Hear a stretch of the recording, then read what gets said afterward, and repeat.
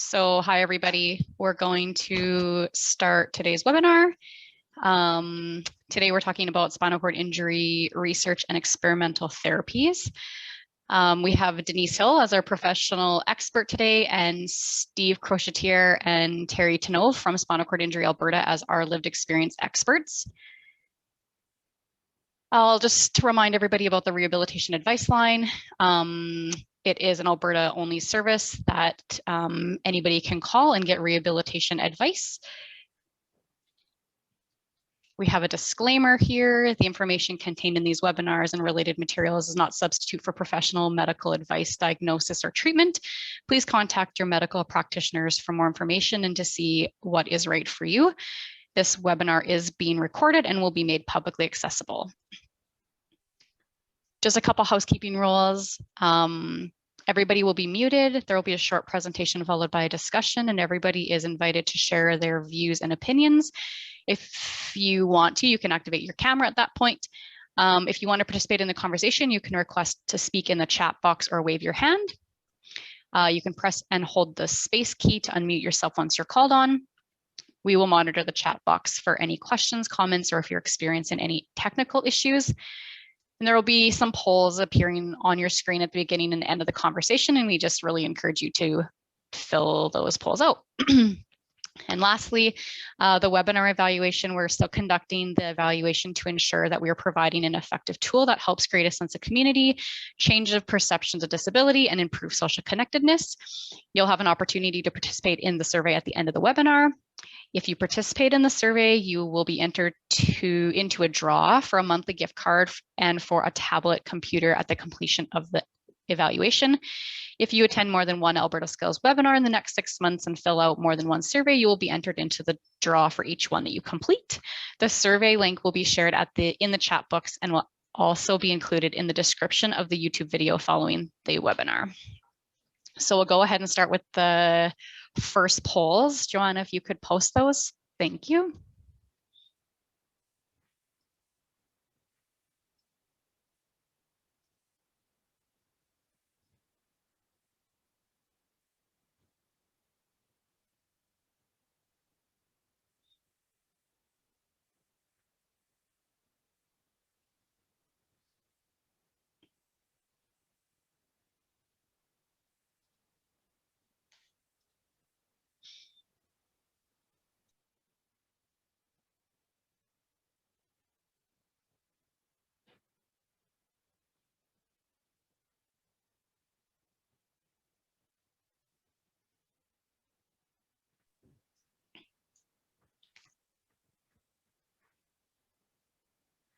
All right. Without further ado, I would like to take this opportunity to introduce our clinical experience presenter, Dr. Denise Hill. She is a clinician currently at the Foothills with 20 years experience, and she currently splits her time between inpatients and EMG, and we're thrilled to have her present for us today. So Denise, take it away. Will do. So today, I'm happy to be presenting for you the topic of SCI research and experimental therapies. Next slide. Or can I do that myself?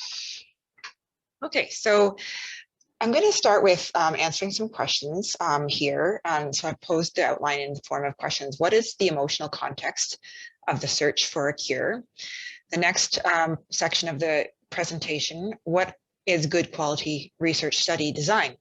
And I will focus on teaching about the natural recovery and benefits of rehabilitation and discuss bias, financial issues, and outcome selection. Then I'll move on to discuss what to keep in mind when considering experimental therapy. I'd like to provide an educational prescription for all of us and to offer partnership from the perspective of the healthcare professional in navigating the journey that you are on as a person with lived experience. Next slide.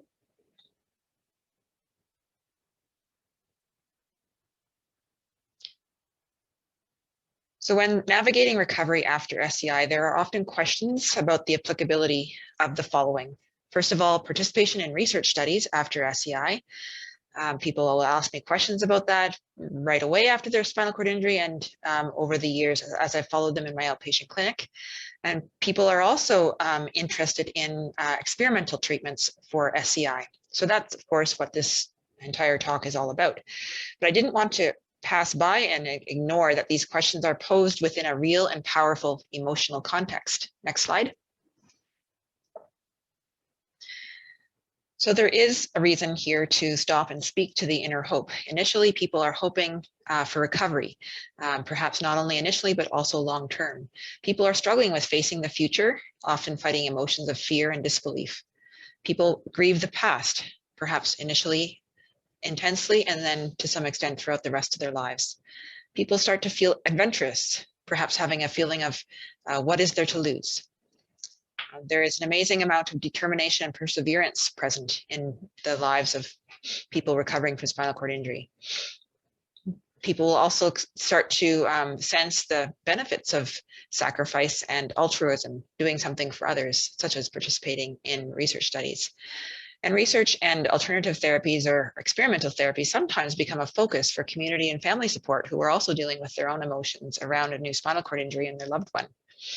And so sometimes fundraisers are particularly successful when the person is planning to go overseas to get some experimental therapy done as they recover from their spinal cord injury.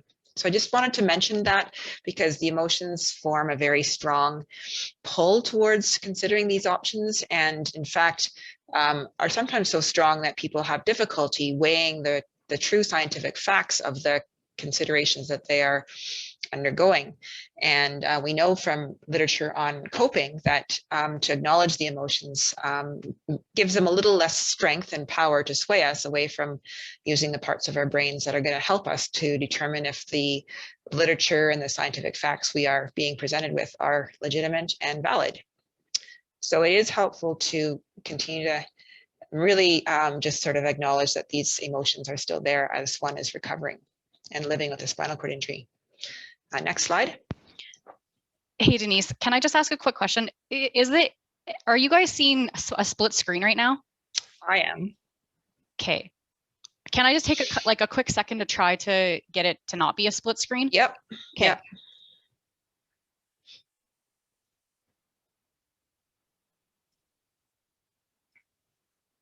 How's that? That's better. Okay. Thanks. Now, next slide, yeah? Yeah, we're ready. Okay, good. Perfect. So I'm going to move on now to talk about aspects of good quality research study design. Next slide.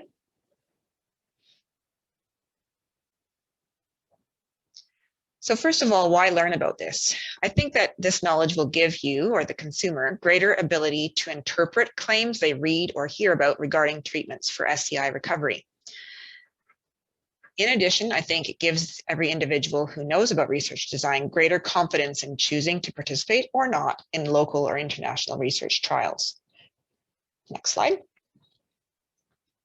So strong research design will capture a real effect of the treatment under study apart from these two very key factors, the effects of natural recovery and of rehabilitation interventions. So that's what I'm going to start sort of focusing on and then following few slides. But just to continue on with other aspects of strong research design, this will also control for patient and investigator biases. Often the strongest design is believed to be the randomized or double-blind study design, where both participants and investigators are blinded, which means that neither know if the participant has received the intervention being studied. That's clearly a challenging study design to plan and organize for rehab interventions and outcome research. And lastly, we have to remember that it's very important that there are clinically meaningful outcomes because otherwise our interventions can actually be meaningless. So let's move on to the next slide. Okay, so just another word here before we start talking about the effects of natural recovery and rehab. So research design flaws or concerns would include the following as a short list. If there is only a short follow-up period for study participants, say 3 months versus a year or 2, if there's a wide range of participants, so mixed diagnoses and time courses since injury, if you include people 1 month post-injury as well as 12 months post-injury, that might result in some factors that are confounding the results. Watch out if the safety risks are not described, if the study is not registered with a regulatory body, and if there is or are clear financial conflicts or inappropriateness. And I'll come back to some of these factors that we have to use caution around in the future here. Next slide.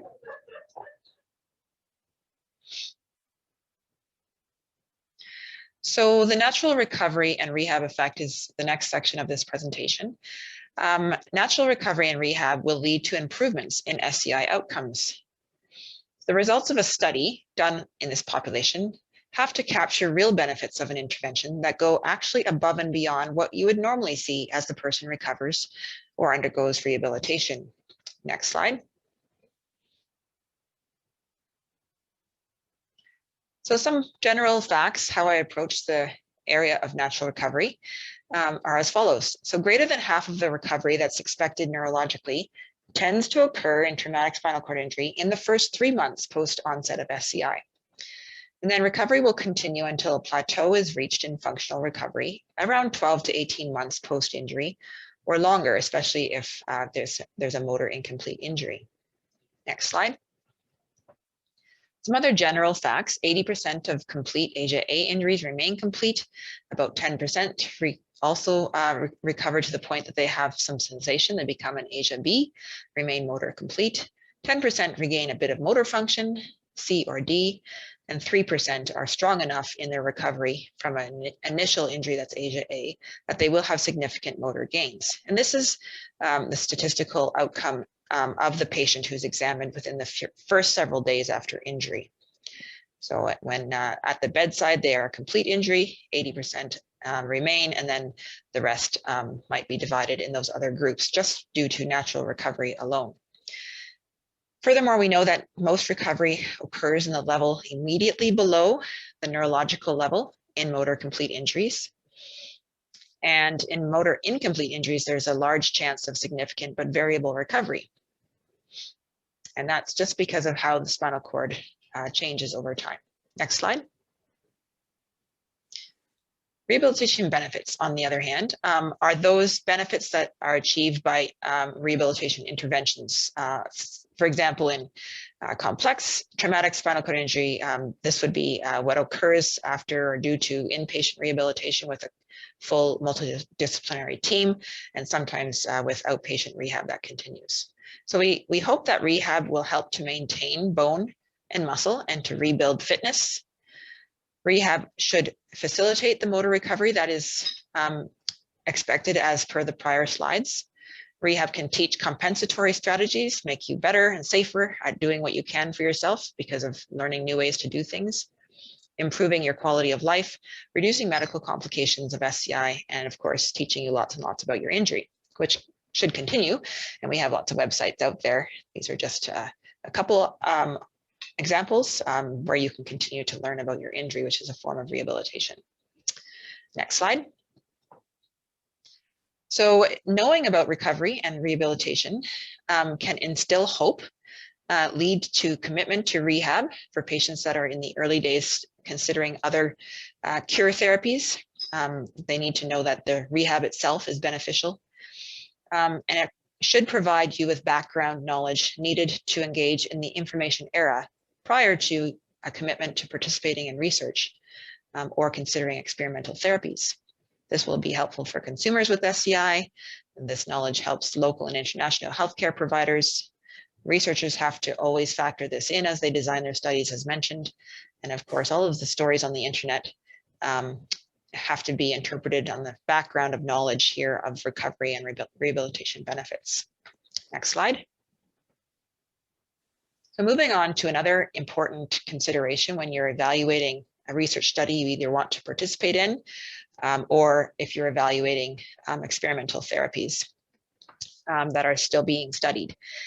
So bias is the systematic tendency of any factors associated with the design, analysis, and interpretation of the results of clinical trials that make the estimate of a treatment effect deviate from its true impact or value. And what's important is that we all potentially bring some bias to our way of looking at literature, research, or science. Our education, our experience, and our value systems can result in bias. This not only affects the researcher in terms of, for example, financial incentive. So if I get a positive result, will I get more sponsorship down the road or funding? Participants and investigators can be impacted by what's called the placebo effect. A strong belief in the effectiveness of a treatment, just from a cognitive and an emotional perspective, can result in 30% improvement. So that would be considered the placebo effect. So studies have to control for this and try to eliminate it and show how they are eliminating it. Next slide. Okay, so in terms of financial aspects, this is something just to be cautious of. If you're going to participate in a research study, you might want to be wary if there is significant financial compensation. So this technically should be limited, and we're mandated by ethics to limit financial compensation to simply covering expenses for the subjects. For example, reimbursing parking and meals is permissible, but the participation should not include a set fee or payment. If it does, then what your participation may really be about is paying for an experimental therapy. All right, so funding of research must be at arm's length from bodies standing to benefit from those findings, and professionals involved in the study should not have conflicts of interest standing to benefit from the outcome. And those are sometimes difficult aspects of the research study design to identify, but what is most helpful is if they outwardly state how financial conflicts were managed if they existed. And next slide. How about the issue of outcomes and why does this matter? Well, we definitely need to keep this in mind because successful research is only as successful as it changes lives. So what is a clinically meaningful outcome? It's one that is impairment and ability focused. So not just a stronger muscle using the Medical Research Council scale of 1 to 5, so going from a 3 to a 4, which is impairment, but also ability focus. So what is the person able to do differently for themselves because of that improvement in muscle strength? The outcome has to be, of course, statistically significant. So the outcome occurs often enough such that chance cannot occur for the outcome's occurrence. The study design has to be powered appropriately. The size of the studies must be appropriately chosen to determine a real effect of an intervention. And negative outcomes can also provide clinical value and should be reported when they occur. If there is no difference or improvement over traditional treatment or natural recovery, we should know that. That way we don't potentially spend money in one area that needs to be spent elsewhere, for example. And that could go for the human resources as well that are necessary for the experimental treatment that was studied. It's important to also read about and note the side effects or unexpected negative outcomes that can occur. This is why the stem cell internationally designed study came to a halt, and that was because there were negative outcomes, actually no improvement over natural recovery for the intervention.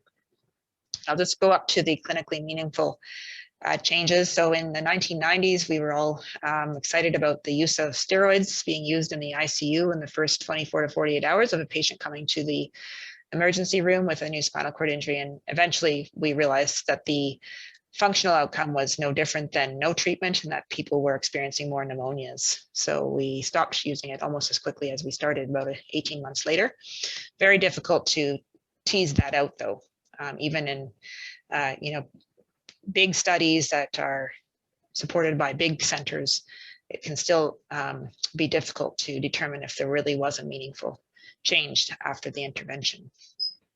These are very tough scientific sort of principles that are difficult to appreciate from the perspective of somebody with sort of more layman's experience or community living. But this is just a little bit of touching on what we look at when we're trying to find good quality information. So it's just a start to your learning process, perhaps for some people. Next slide. So now I'm going to move on to answer the question, what to keep in mind when considering experimental therapy. Should I go overseas and get some kind of surgical procedure that is being described by the internet? So next slide. So once again, let's just spend a second here on proven versus experimental therapies. So a proven therapy is typically supported by quality research. And this research supports that the therapy's use is going to achieve true, clinically important and safe outcomes after SCI. Typically, treatments that are being used here in Canada have been approved by Health Canada or something, or a similar, sorry, a typo there, regulatory body. As opposed to experimental therapy, where research has not yet proven the proposed or claimed outcome of interest will occur after an experimental therapy has been applied. I might not have said that all completely smoothly, but what I'm trying to get at is that we don't yet know, based on sound scientific principles, if that outcome is going to happen after you undergo the treatment. Two options are available. First of all, you can become a research participant if there is a research study being done on that treatment. And the second option is to pay for the therapy because you believe the claims provided by the vendor and you prefer not to wait for the research to be completed and published. And that's what we're going to spend a little bit of time on now. Next slide. So let's go back to basics. Knowledge of the research study design is essential because the company will claim often that there has been some research done to support its validity, the value of that treatment. And they're offering therapy based on various sort of studies or scientific claims or testimonials. And so you can critique those claims, actually ask for the research, and even ask a healthcare professional to help you with that research interpretation if you need it. Let's not forget the financial implications. They're typically expensive ventures, and the company stands to benefit from the faith that you put into their claims. So there is an inherent conflict of interest that cannot be ignored. Another important place to stop and think for a minute is the applicability of that therapy to your situation and diagnosis and time since injury. So as you review the testimonials and hopefully research projects that have been done on the therapy, you can see if your diagnosis, level of injury, completeness, and number of months or years since injury still mean that you could benefit from that therapy and use that science that's been done to apply to yourself. And don't forget, when you're dealing with available information, that a lot of what you're going to read is testimonial based. The opinions of 2, 3, or 10 people that have undergone that treatment. That is exciting and it gets our emotions going. But sometimes it tempts us to bypass reviewing the actual facts that have been produced about that treatment.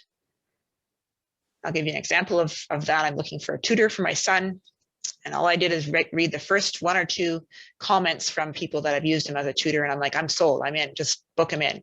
And I didn't really go any further to look at other ways. Now, I'm not sure how I would evaluate a tutor other than testimonials, but I definitely noticed how I felt more positive about the venture just based on reading a couple of positive testimonials. So it's something that we all will sometimes use or notice. Also, check out the country's regulatory body's process for the treatments and find out if that regulatory process has been followed before you agree to participate in something that sometimes can cause negative side effects or outcomes. Next slide. Before participating, consuming in a therapy that's going to cost you money for an outcome that you are hoping for, remember that there aren't any shortcuts and you do need to use caution if it's not registered with a qualified regulatory body. So again, a reminder that these regulatory bodies exist to keep you safe. and to ensure that there's an honest representation of the research. Watch out if the claims of cure or symptom improvement are testimonially driven. Find out about the potential for harm. If it's not described, ask about it.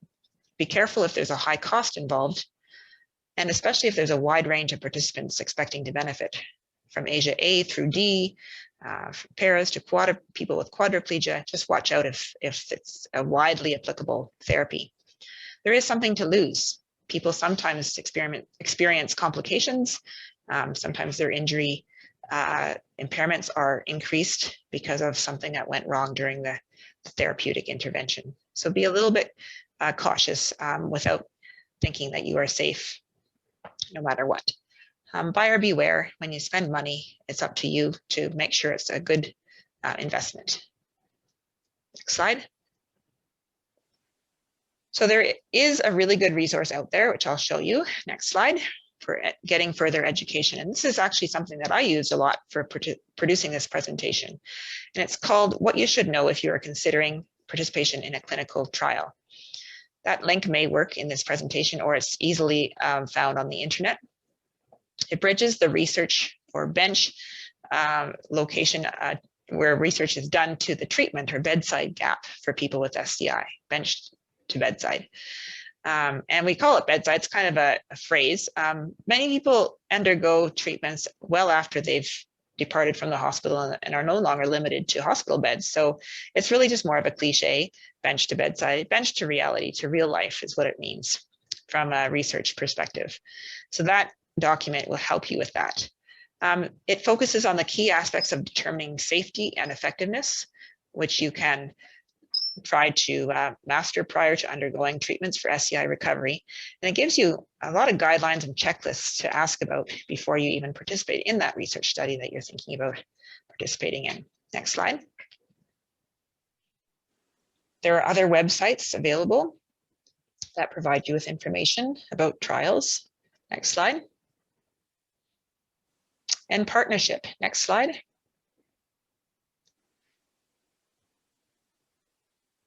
So it's really great if you come into our healthcare system, connect with us as you hopefully do over your lifespan, to walk along this course. It's a long road, and I can't say that I understand what it's like to be recovering from a spinal cord injury or living with one. But there is an opportunity here for sharing knowledge and connecting each other to resources. I really enjoy it when I hear from my patients that they've discovered something new that has helped them in their life. And I've also tried to sort of provide the pass on effect. So if they tell me about something that's helped them, I feel I can pass that on to others to consider. That is all within the context of a cautionary note, which is often what is heard from a healthcare professional when you come in to discuss something that you are considering. And that's with respect to the applicability and the safety of experimental therapies. I might say something like, I can't recommend that treatment, and sort of stand behind it and promise any of those findings that you're expecting. But if you do choose to investigate this more, we do want to follow this with you and learn about the outcome that you experience. And that's speaking not only to the fact that I don't know about all of the treatments that are being offered right now, and I probably don't even know about all of the research proven treatments in the world. So I will stand to learn from you. If you bring up something that I can learn about, I'm willing to investigate that with you.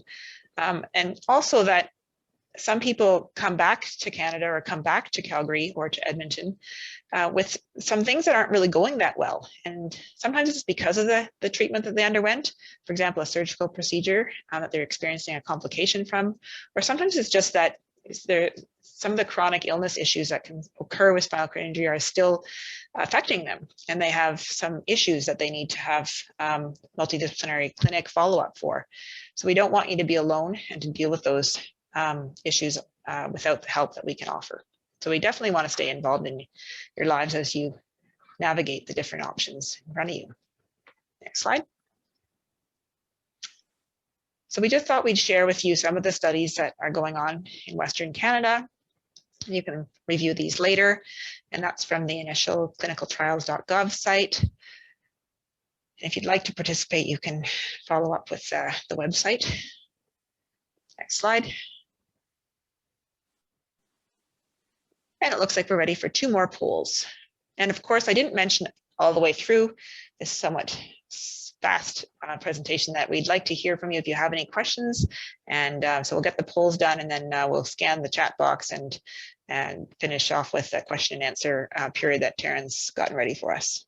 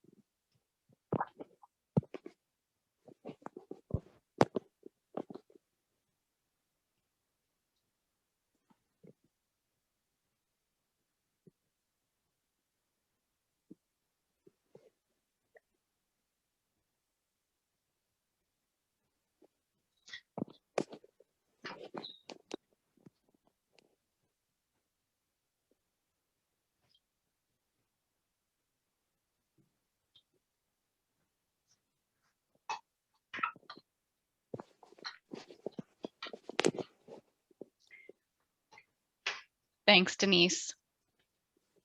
You're welcome. So we're going to do something a little bit different today. We're going to do a little bit of a Q&A session.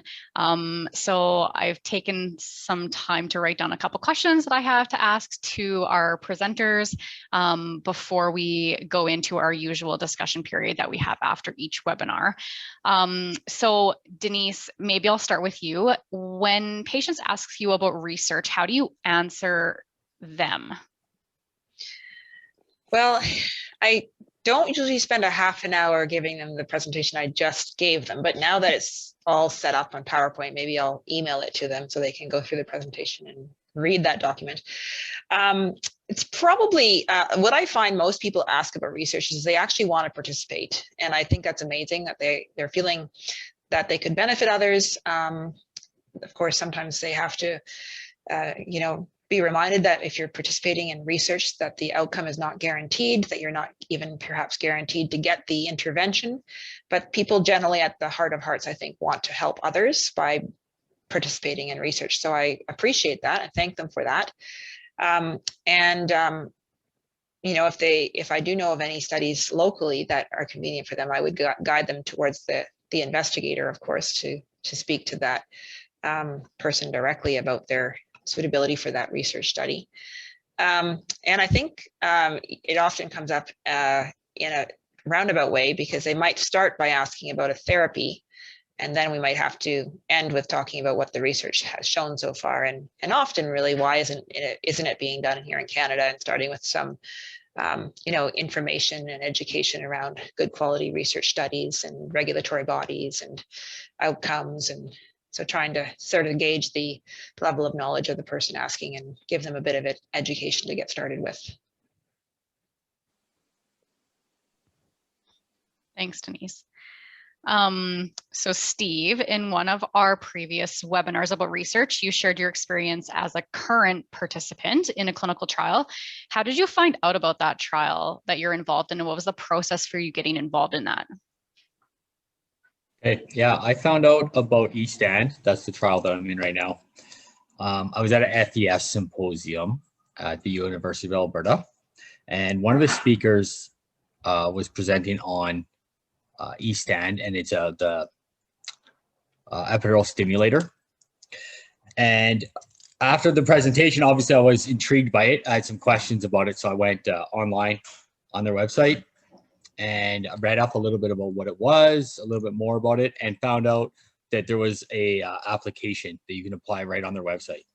So I was able to apply from there, and then they eventually contacted me to do some follow-up questions.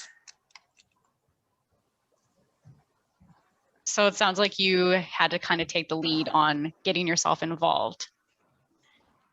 Denise, can you share any advice for people who might do their own research about SCI trials?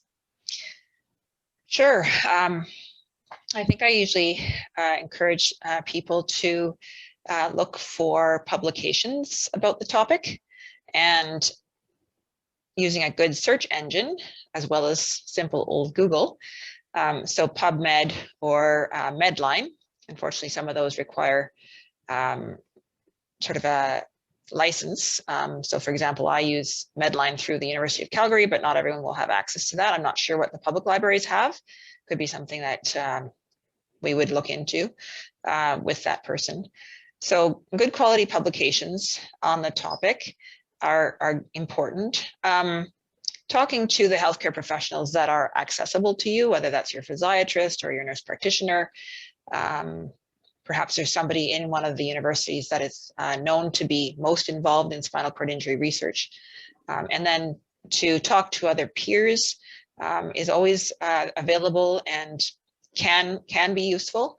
I just want to caution you that as soon as you're talking to a peer, say about their own experience, it is testimonial, and you'll have to still weigh that against larger groups of patients or people that have undergone that treatment or that are involved in that kind of research. So it is an important part of our research to talk to people who are doing it or involved in it, but it wouldn't be the key sort of way that you make your decision as to whether you'd like to be involved or not. Perhaps Spinal Cord Injury Alberta might be a relatively neutral place to look for, background information. And there are some websites that sort of function to collate available studies and publications and websites that you can start to sift through. And some of those will not have kind of a pre-existing kind of sort of perspective that are perhaps not as biased, and you can sort of try to find resources that are more open-minded, and particularly with respect to the financial chance to benefit, not connected. Yeah, so you kind of answered the next question I was going to ask was, how do you find your information about research in the spinal cord injury community? And I think you kind of touched on that with your last answer, using online resources in your community, but I'm wondering if maybe Steve and Terry might have something else to add to that. Yeah, I can go first because I think early on a lot of people experienced this. I was in the hospital and they came and asked me if I wanted to do some little research trials that they were doing. It's not just the big research things that are going on constantly up in Edmonton. I was at Glenrose and the U of Alberta. I was always having little things that they're doing just because they're trying, and it might not even be with SCI, it could be just nerve stimulation, different things they want to try out. And so I just let them know that I was always up for participating. So by doing that, I was on their list, and they sent me out emails constantly letting me know new trials that are happening, new things that they wanted, and I could pick and choose if I wanted to be involved. And same thing, like Denise said, I'd always have an ear out with my friends and people. It's a small community of spinal cord injury, so what people are doing, you take it with a grain of salt. Obviously, you have to always know their injury and your injury, and there's many different things. But if you keep your ears open to what everybody's up to, you can kind of get a sense of the direction research is going. Yeah, I think what Terry said is the community knows a lot, and I always wanted to know myself what was going on in the world.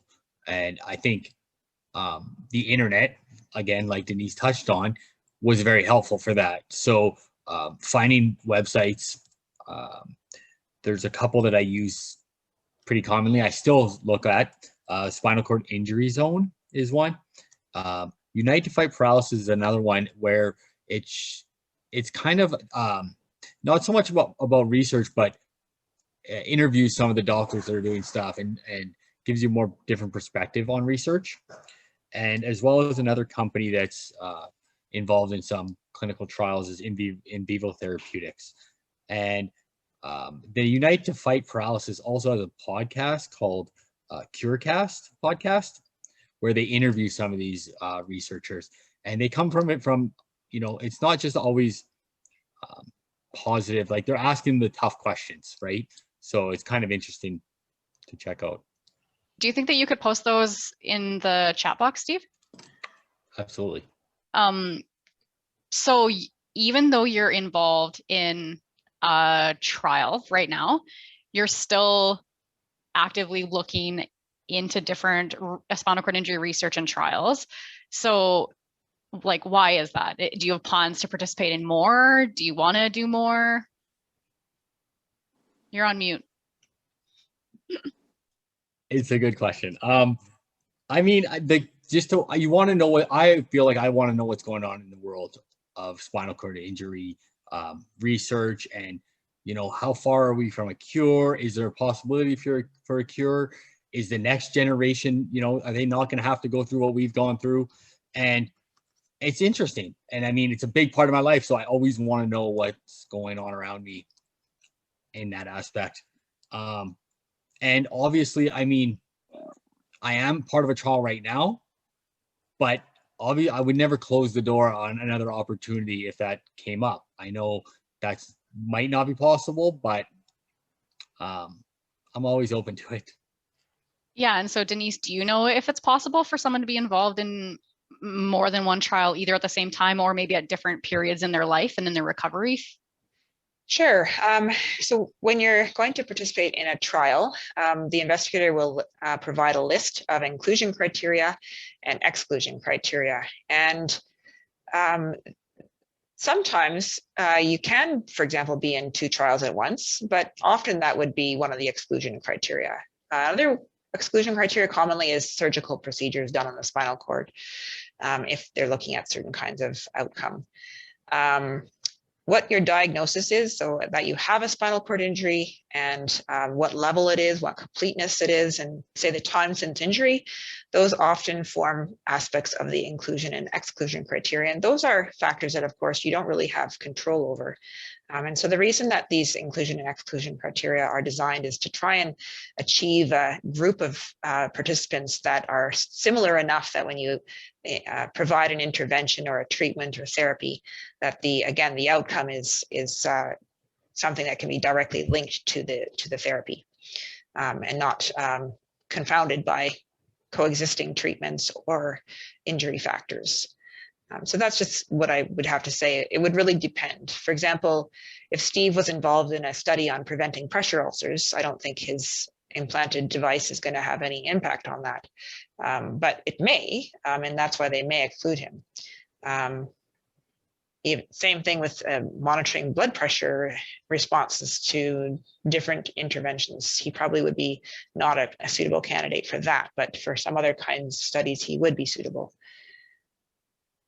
So that's something I would just say. And often there are lots of studies that are being done on people with chronic injuries. So just because it's been 10 years doesn't mean there might not be a study that would apply to you. Right. That makes sense. It's very individual, I think. I do see that there's a lot of stuff in the chat box, and I will get to it. I just don't want people to think that I'm ignoring it. I did want to jump back to Terry. So Terry, one of the things that you said earlier was that you participated in research that you found out about in the spinal cord injury community. Can I ask why you didn't stay involved? Yeah, and I think this is a common story for a lot of people with spinal cord injuries. You know, your first year and couple of years, you get injured, you can participate at that time because you really got nothing else going on. You're just starting to try and figure yourself out and everything. But you get to a point where you really need to make a choice. You know, you need to embrace yourself in a wheelchair and start your life again. And unfortunately, being in research studies and different things like that, it takes up a lot of time. It's almost a full-time job. And when you want to do more rehab, or you want to get, go to the gym 3-4 times a week, and on top of that, try to go back to school, maybe, have a social life, get a job, you only have so many hours in a day. And it's a lot of people, especially quadriplegic, that day is shorter because there's a lot of extra stuff involved. And so, I made a choice. I decided to just start living in my wheelchair and start doing what I, going forward in the direction I wanted to go and see what happened. The thing is, you're not missing out. Like, there's still research going on. There's still people participating. And when you find that time in your life that, okay, you're strong again, you've figured yourself out, you got the time, maybe you can come back and see if there's something available for you. that's where I'm at. I decided to have a family and have kids and get a job, but I'm starting to see that in the horizon, there's some time in my day that I might actually be able to come back and help participate in research for this community. And I think a lot of people need to have that strong, will to be able to participate with all the other stuff going on. And so Denise, is it too late for Terry or for others who might not have gotten into research maybe in the earlier days of their recovery? Is it too late for them to become involved in SCI research? No, I think especially because I'm speaking as a physiatrist, and we, as a large group, would often be doing research on chronic complications after spinal cord injury, that it's not too late. Certain researchers would be looking, I think, often for the person who's still within the first couple of years, perhaps. Is probably a lot more research being done, and especially in terms of potential for improved outcomes or cure. But I just don't, I really think that there's many different ways to participate. So never hesitate to ask. Thanks, Denise. So I just thank you guys for taking the time to answer the questions that I kind of had written down, jotted down throughout the presentation. I did have one last question for you guys before we take it back to the group of everybody that has participated today and have a more general discussion. What do you think the point of being involved in spinal cord injury research is? Maybe I'll start with you, Terry. For me, kind of the point is always staying in touch with, I'm not looking to be cured. I'm very comfortable and happy in where I am. And if I had to live the rest of my life in where I am, that's fine. I like the idea of always staying up to date with research, just like Steve was saying earlier, to know where the direction's going, because maybe something might change and something that might make my life a little bit easier might become available. So it's always good to stay with your ears open, knowing what direction research is going, but not hold my breath. That's kind of always how I've approached it. Maybe I'll jump to Steve quickly, just being mindful of the time. Yeah, I mean, like Terry said, there's many little benefits, like little tiny little research that's going on in the community all the time. So there's always like that idea that something might help with pressure sores or pain or autonomic dysreflexia. Like those are the little things that are going to improve our lives moving forward on a small scale, where the cure to walk again isn't necessarily the most impactful research that's being done. I think another benefit is just that you find out more about the process of research by being a participant. So it really builds your own knowledge in the scientific process and gives you interesting connections with the researchers that they need as well. They need to hear what it's like to live with a spinal cord injury and what kinds of things are important to you. So I think that experience is quite valuable. Okay.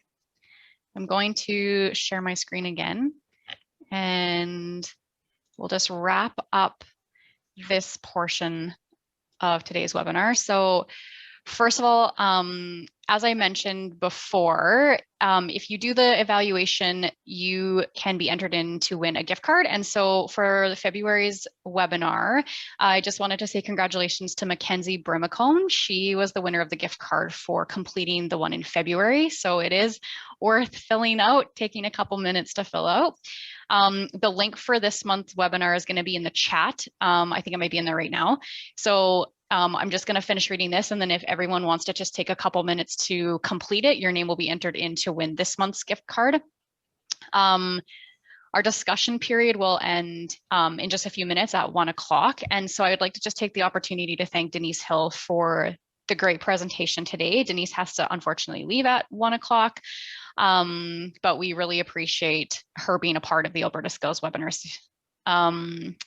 And just a really quick note, we do post the webinars on the Spinal Cord Injury Alberta YouTube channel. All of the past webinars are on there, and this one we post on there as well. And so we just wanted to say to just pay particular attention in the comments section. Sometimes we post links and other information related to the webinar itself, and it's just really beneficial for people who want to check that out. So maybe I'll just pause for a couple minutes and everyone can fill out that evaluation survey that is in the chat box now.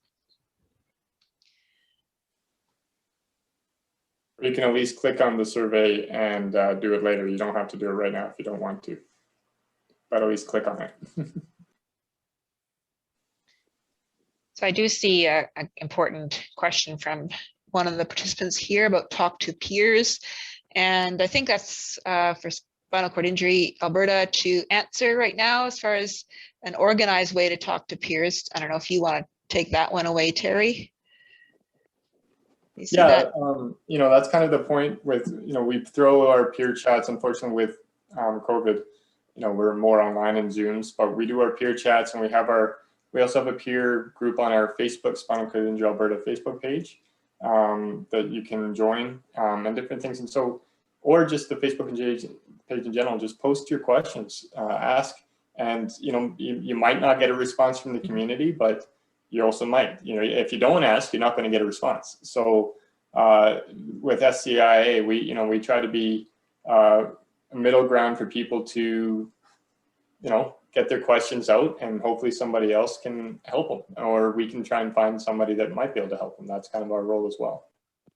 I also want to mention that, and I'm just really appreciating, you know, Brenda's kind comments there, but sometimes what we as healthcare professionals or you know, individuals hired by SCI Alberta say initially might not rub you the right way. And sometimes people do feel really negatively about a first-time contact with, you know, their healthcare professional or with a member of SCI Alberta. And I just want to say that I have met people over the years that have been willing to give us or give SCI Alberta a second try. And so just keep in mind that, you know, that there might be some new resources available that initially you weren't aware of or weren't ready to benefit from, and that you might actually find that your next contact is much better for you, or much more timely, or just meets a need that you maybe didn't have or weren't ready to address earlier. And that goes back to the emotional context that everyone's in.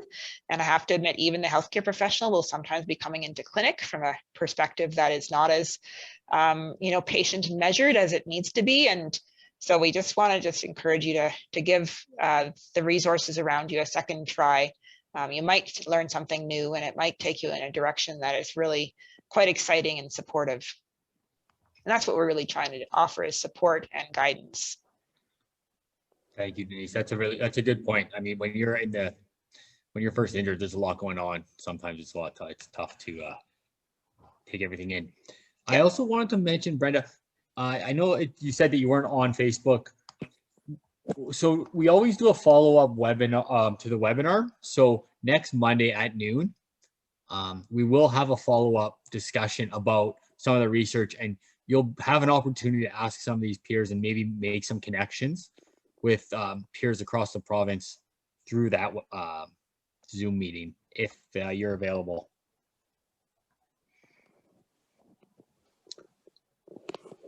All right.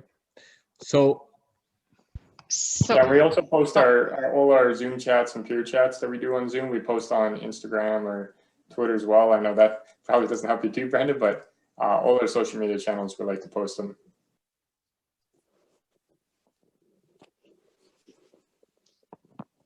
So I was thinking to maybe start this discussion period. Maybe we can just ask if anyone's been involved in research, and if you wanted to share your experience, your stories, maybe any fears that you had going into it.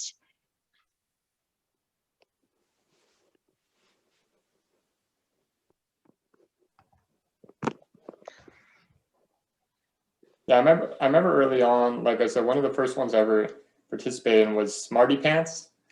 I was still in the hospital, and I'm like, what's the point of this? Like they're saying, it's for pressure sore relief possibly and stuff, but I was still in rehab. Like that wasn't, you know, something I was knowledgeable about or whatever, but I was like, cool, I get my butt zapped, you know, every 10 minutes for the whole day. And, you know, it was weird and, you know, a little scary too, because I've never had, you know, electrical stim before and different things like that, but it was kind of fun. I always enjoyed the people that do the research. You know, they're also people, and, you know, they like to talk to you and learn more about it, but they're getting to know you as well.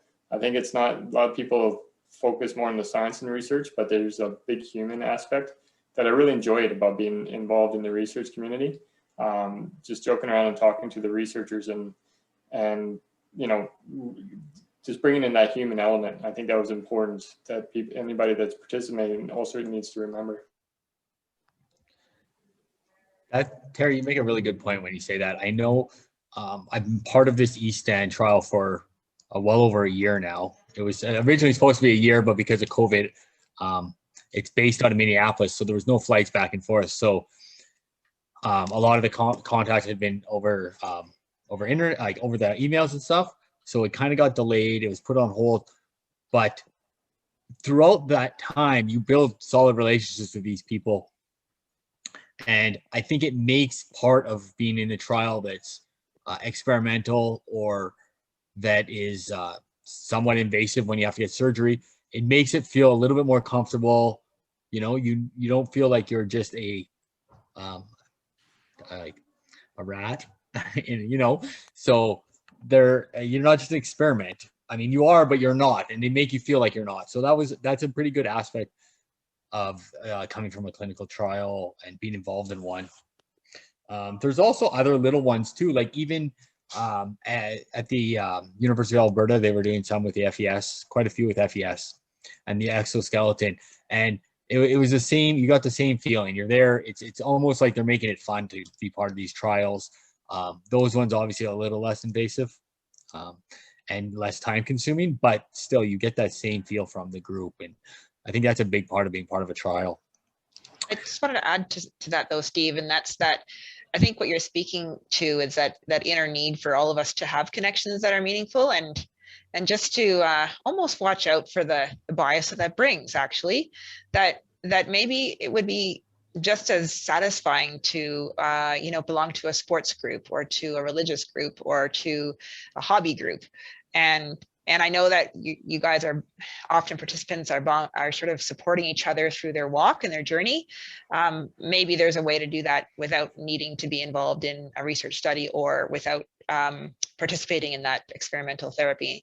Not that you shouldn't enjoy that, but just be aware that's that emotional drive in there, and that we just want to make sure that you're meeting that need in the most healthy way possible, and not to risk your life or to incur expenses that you really can't afford if it's not the right choice for you. Oh yeah, you know, Oh, salesmen are salesmen, and some people are the best salesmen are people that can make you feel really connected and Yeah. involved. Yeah, no, I meant more that, you know, if you do get involved, don't feel, you know, like it's a scary situation. They're definitely going to run through it with you, make you comfortable. But yeah, you definitely have to watch out for the salesman. It fell over and the whole thing spilled all over the table. Does anybody else have any questions or comments? I just kind of wanted to add, if there's time, I don't know, just to you were talking about the exoskeleton. Yeah, I did that as well. And kind of like to piggyback what Dr. Hill was saying, you got to watch, you know, if it does start to cost you money, because it was in Edmonton and I'm in Red Deer. So I had to drive all the way there and then drive all the way back. And they wanted me to come more and more. And yet sometimes the sessions were 15 minutes to 30 minutes and I would drive 3 hours plus gas. And then it was a bit discouraging because I could see that it wouldn't truly work, the exoskeleton, because it was so heavy and it took so long to put on, and it took 3 or 4 people to help me with that. So it was one of those things where I just started to get a bit discouraged, but I could see that there was hope for the future. And then they ended up asking me to come and get a small apartment and live in Edmonton to come and do these 30-minute sessions. And I kind of thought that was ridiculous for obvious reasons. And so I just kind of aborted that, but I appreciated that there was something out there to try and see what, you know, what could happen in the future and what people were working on. So yeah, thanks. I had a quick question for Dr. Hill. Are the physiatrists actively involved in, I'm going to say, seeking participants for particular trials at all? Yeah, in the universities, we all have different types of appointments. And so mine is a clinical appointment, and I sometimes participate very distantly in sort of finding, or you sort of connecting the potentially appropriate research subjects with the investigators. But for example, Dr. Charbonneau has, like, I can't remember what her FTE is, but a portion of her assigned time is supposed to be devoted to doing research and you know, being involved in all the studies that pertain to spinal cord injury here in Calgary area. So I would probably guide an individual who's very keen to find out more to her as a starting point, and she would guide them to the next person that she knows that's even more deeply involved in research. It is very difficult as a clinician to really accomplish a lot in research if you don't have more than 0.5. So 0.5 is like 20 hours a week or 25 half time, right? And most of us are kind of bogged down or prefer to just do the clinical work. So we have connections with the research committee, but our community, but we aren't doing the research because we're busy seeing patients. But there's always a way, and same with University of Alberta, to go from the clinical side or the clinician that you work with to talk to somebody who is involved in research and has more full-time commitment to research. Thank you. You're welcome.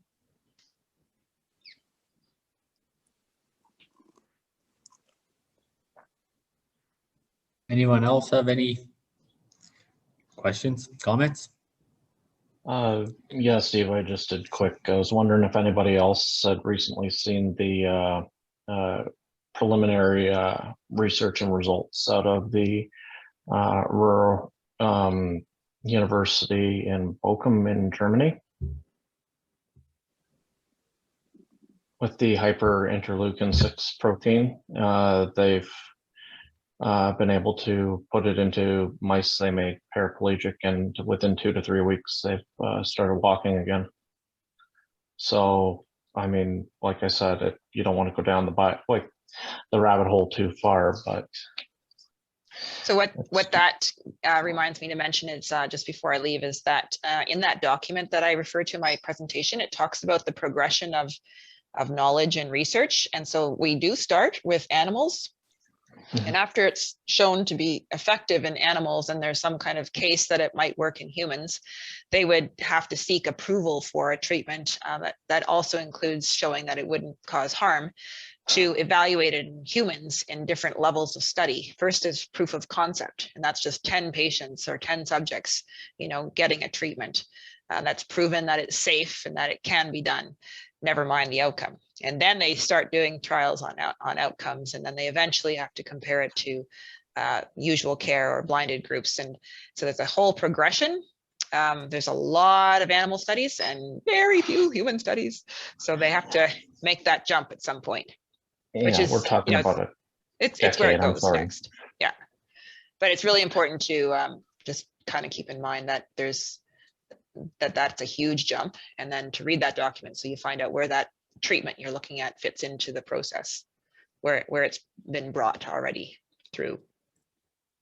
Thank you, Denise, so much. And like you said, you know, especially as we talked about how Canada has its own loops you got to get through to get the research studies, and it's to keep us safe, you know. So it's good to see the future and the optimism, but always just know that it's, you know, sometimes better to go through different channels.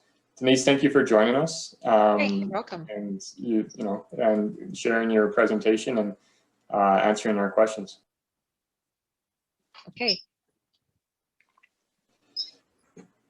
So Steve and I can use this opportunity again. You know, if anybody wants to share anything that they participated in, or just or let us know some cool things that they saw, you know, we'll be obviously continuing the conversation next week, as Steve said before, with our webinar chats that we like to do. And maybe, if you don't have questions today, if you have looked at any of those links, we shared those links, you can check them out. Maybe you have some questions before our next chat and you can, bring them.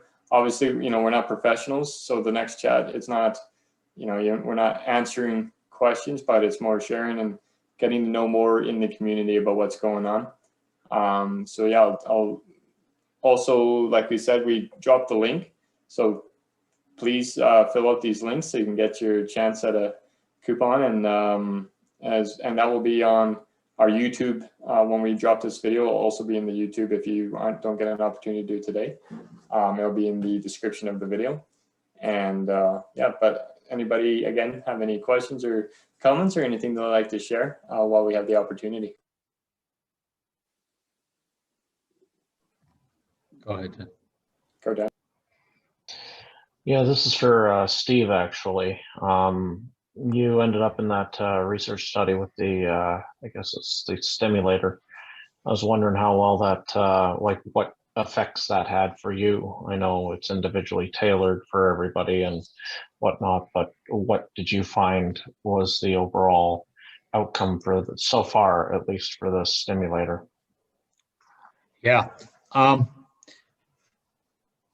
It's been good. I mean, there is nothing negative that I've had happen. So like it hasn't affected my life negatively yet, and hopefully it won't. But like one of the main things that they said would happen, like most people, almost everybody. So they've implanted in like 35 people now. At the time, I think I was the third or fourth. So they've been rolling pretty quickly. And so like everybody that's got it done has gained some sort of movement, where there's like a dorsiflex, so your ankle movements, kicking motion, so your hams, your quads, or being able to lift your leg when sitting on the edge of a bed or something like that. So nothing that's you're not getting up and walking, right? If you want to put it that way, right? But there's also the little things that have helped the most, and it's things like my body temperature control. So being able to not freeze or not overheat. I can go outside and I sweat below my injury now, which is huge. It's also annoying because my feet sweat a lot and they stink. So I'm going through shoes like crazy. I've also, I mean, sexual function has changed. So it's been able to help with that. Your cardiovascular, like, when you're laying down, you go from laying to sitting, or from sitting to standing. If you have a standing frame or you're at the parallel bars, you don't get that lightheadedness. What else, man? Spasticity. I don't want to forget about that.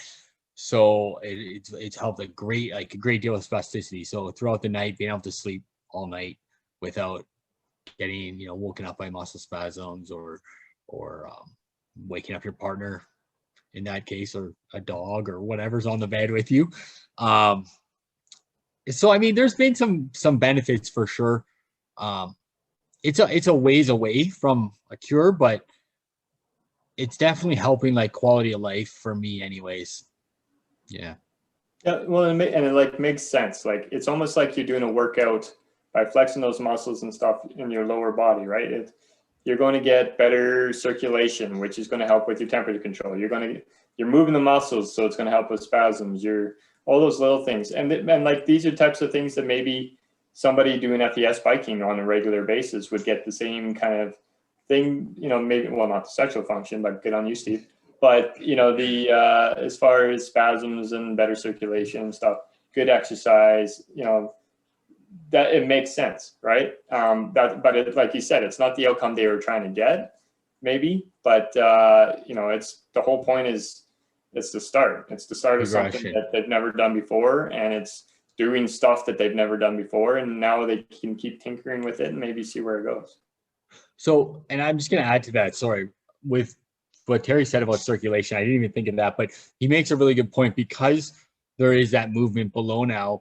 there is better circulation, right? So when I work out, I get on the edge of the bed, I move my legs, try and do that throughout the day, creates circulation, which also helps with other things like, I mean, pressure sores and blood, like having good blood circulation, right? Or more oxygen, even would get like better cardiovascular effects, more oxygen in your blood is going to help prevent some of those things possibly. Probably better blood pressure. You're probably getting better blood pressure, I imagine.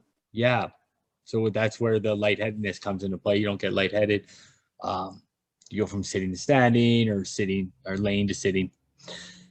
So I feel like, I mean, they've definitely made some improvements, right? And they're searching for a cure. They're searching for whatever they can to make our quality of lives better. And that's generally how I feel.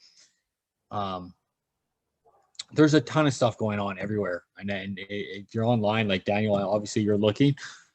I know I still look every day. I'm still on top of it. I still like to see what's going on. And some days you read stories like Dan was saying, you know, and new experiments and new things are coming out. And I mean, it's exciting to see that, because the more new stuff that comes out means at some point all this comes together, right? That's how everything works. It all comes together and we figure it out. So, I mean, I'm optimistic. Steve, does the commitments make the gains worth it? Like, so it's a commitment, you know? It's not just like, oh, I got these gains. Like, no, you're in a research study. You need to commit to it, because otherwise it might go away. And it's also an invasive surgery. Like, it's a big decision. Yeah, that's actually a really good question. And not too many people ask me that. But you make a good point. Like, I had to decide to spend, so like the trial, like the surgery's covered and the implant's covered, right? The device. But you got to fly to Minneapolis once a month at a cost, stay in a hotel at a cost, right? You miss work because you got to go on a Friday or like during the week. You can't go on a Saturday. The hospital's closed, right? So you're missing work. You're spending money to go. You're spending time. It's a year-long thing, which is obviously extended. So it's a very strong commitment. I committed to let them put a foreign object in my body over top of my spinal cord. There's a battery pack that charges this electrical stimulator that's implanted just over your spinal cord. And I can feel it every day. It's not that it's like anything that's ever bothered me or like stopped me from being able to do anything, but it's there, right? So yeah, I wouldn't have paid for it. Like, I wouldn't have paid the $100,000 to go to Thailand to get it, right? But I paid the 20 grand essentially over the course of a year to fly to Minneapolis and back. Wasn't worth it, I'd say. In my opinion. I mean, yeah. Some people might not feel the same way. It might not work for everybody, right? Well, it's scary because you might get regret. Like, what happens if you weren't getting these great benefits and you put a huge commitment and money towards it, and now you're stuck with this thing inside you because it's not like they're just, oh, it's not working here, we'll take it out, you know? Yeah, you got yeah, exactly. Yeah. And I actually want to bring up one thing too, is like, there's an issue, like, so with the battery pack, they put this in. Originally, they thought it would last 8 years. But because I never turn my stimulator off and I use it so often, the battery started to die faster than they predicted. So now you're going to look at like going in, getting that taken out. They're working on a new type of battery that's like a wireless charging. So you would have to like wirelessly charge your battery. So at night you're plugging yourself in essentially. Yeah, I just got a vision. I just had a vision of you like docking. Like a robot. Yeah. Just like, yeah. We're already robotic enough in our wheelchairs. You don't need anything. Yeah, but I mean, they're obviously, it's an issue that they're looking at. But I mean, that's kind of going to be annoying, right? So now, like, when do I go back? I got to go back to Minneapolis. I got to go into surgery again. They got to take this thing out, put a new battery in. Like, but the point the reason I got involved is because I felt like I was at a good place in my life originally. Like, so I was happy where I was at. And I thought, you know, if I'm a good candidate, I owe this to my community to you know, to put the effort in and hopefully help them find, you know, a cure or a way to make our lives better. And then the next generation or the next group of injuries, because these injuries don't stop. People are still getting injured. Might be, you know, it might be easier for them. And I, you know, that I've served like a purpose for my injury. No. And not everybody will feel that way, right? But no, you gotta be, and yeah, and that's for a serious research. And like there's a bunch of different kinds of research. You know, I liked being involved at the university for all their little electrical stim things because it wasn't invasive. It was very easy to do, but they still need to do it. They do it for a reason. They're not just like, hey, come so we can zap you and have some fun. Like they're zapping you for a reason, you know? And so if you want to be involved to help with their research, it doesn't have to be something big like Steve did. You know, he's the original iPod. And so I can't wait to see what happens after the shuffle and we get to a real iPhone.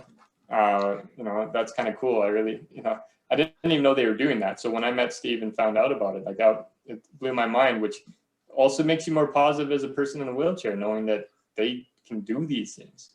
yeah. One thing too that they're looking at, yeah, I got a question here I'll read from Brandis. But first, Terry, like you're saying that that's the original iPod and they're going to like, you know, another version. The idea like eventually might be like a full electrical stimulator from the top of your spinal cord all the way down that will be able to control all your nerves. And that was just something that they talked about.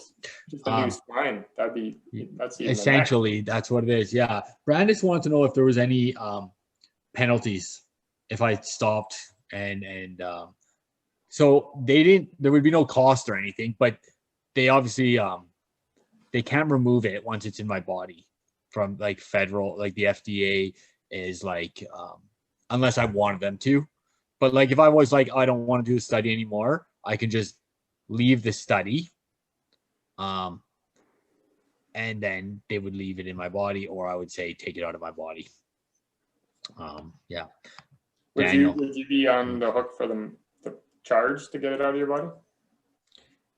Good question. I'm not sure. Yeah, that's what I was wondering too, right? Okay, if they like, would do that for a year, if they'd be like, you're stuck with it. If you wouldn't, in Canada, they wouldn't probably take it out of their body. You'd have to go to them, right? Yeah.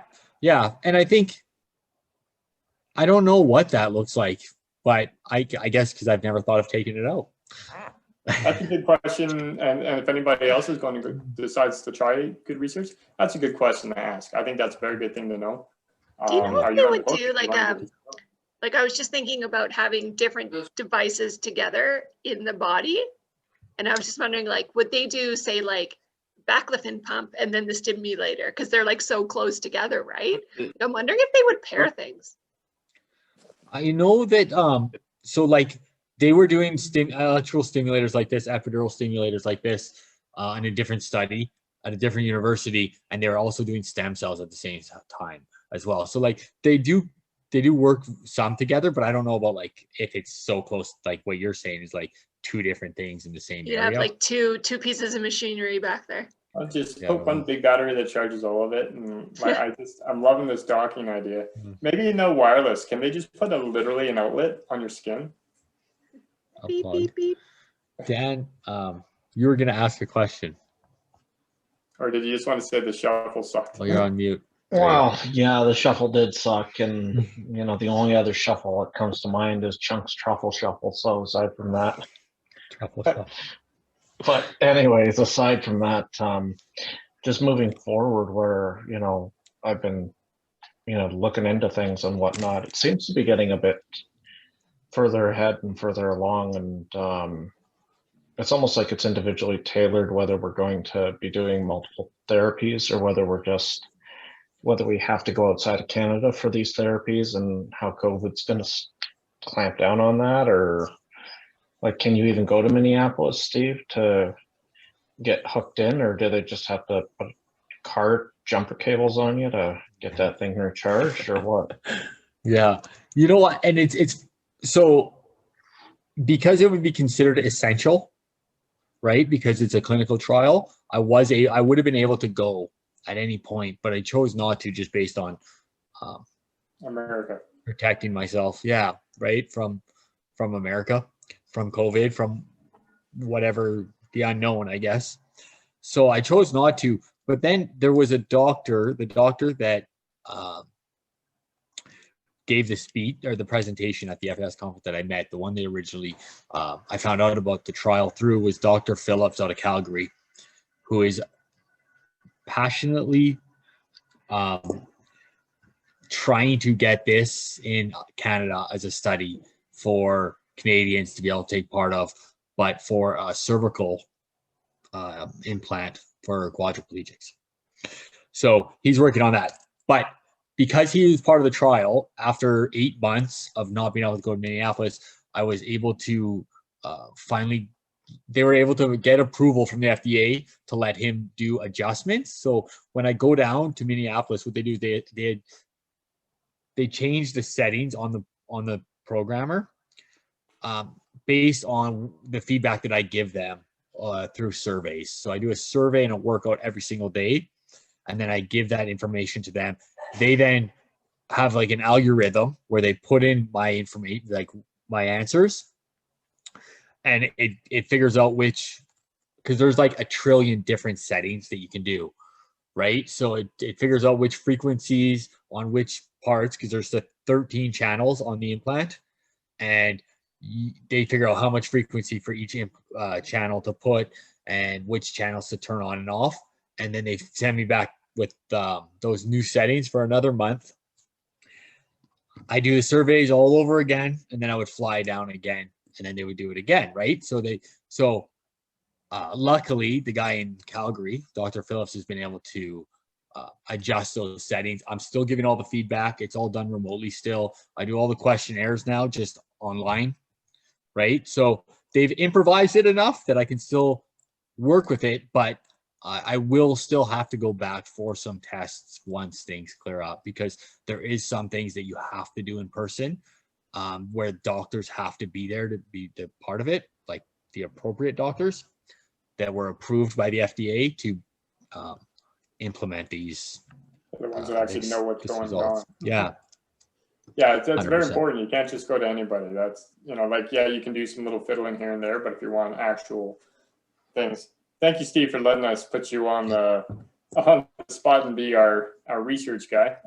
Obviously, you've done some cool stuff.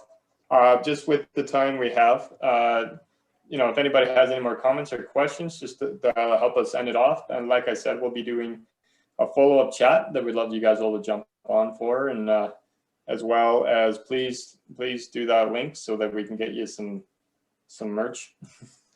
Get the coupon if you can get a chance to win. And well, I think we're still doing the iPad, or is it at the end of it all? Yeah. The end of it all. So you'll get a gift card, a chance to win a gift card for now. And Monday at noon, next Monday, if you want to talk, if you want to get on, have some more questions, or you did some research over the week you want to bring up and just let people know about, the community, it's always a good place, safe place to talk about that stuff. Yeah. And like I said, I know you may not have Facebook. We do have a peer, people don't realize, we do have a peer group on the SCI Facebook page that I'd love you guys to join on, because me and Steve moderate it, and so people post on there and have questions, and they're not getting answers. I can always keep an eye, but we'd love to have you. And so yeah, the next Monday one we'll be sending out. Yeah, we do send it out on all our social medias, but for you, Brenda, it is. Steve, can you give out the Zoom ID? And the password is wheels with a capital W. Oh, and okay, so we will be posting it this week on Instagram for you, Brenda, and everybody else. So we always post it, and the link in the bio for our Instagram account is actually our peer Zoom link, and that's for all our peer chats as well as this webinar, post-webinar chat. We use our peer account for that, so you can just use that link that's in the bio of the Instagram account.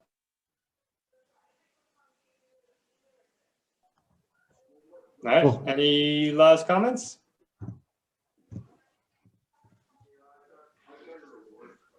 Cool. Thank you, everyone, for joining. All right, perfect. Steve, go plug into the fridge or something, and the rest of you guys have a awesome day and good to talk about the conversation as always. Thanks, everyone.